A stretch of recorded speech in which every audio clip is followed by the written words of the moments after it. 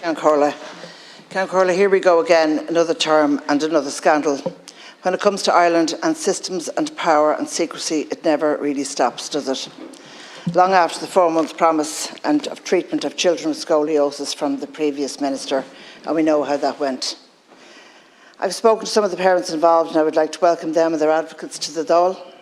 They're extremely concerned about how all this current situation has been handled. They are worried about institutional secrecy, institutional barge poles and institutional cover-ups. They are worried about the way they have been overlooked and excluded while investigations about their children were conducted without their knowledge and over their heads, kept in the dark, only too aware that the state has endless sums of money to defend the indefensible, and the state doesn't think twice about it. And for them, any and all investigations, any and all reviews, internal and external, and in every aspect must be published. It is the only way they will have clarity and transparency about the treatment of their children. Children who have been treated disgracefully by the HSE and numerous ministers for health. And all the while their children's small organs are being crushed by surgery delayed.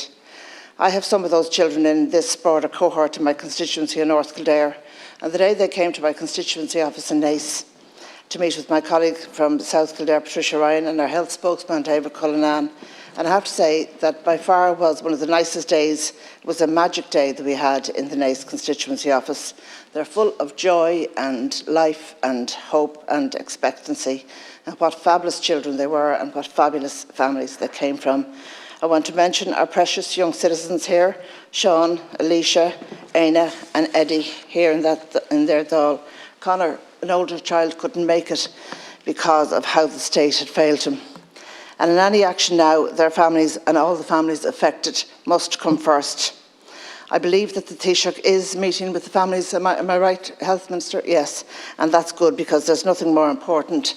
And I have great faith in the Irish people as well, that any appointments that he had made for this Friday or whatever, nobody would stand in the way of the Taoiseach meeting with these families. And there's nothing more important than them having the Taoiseach's ear and your own.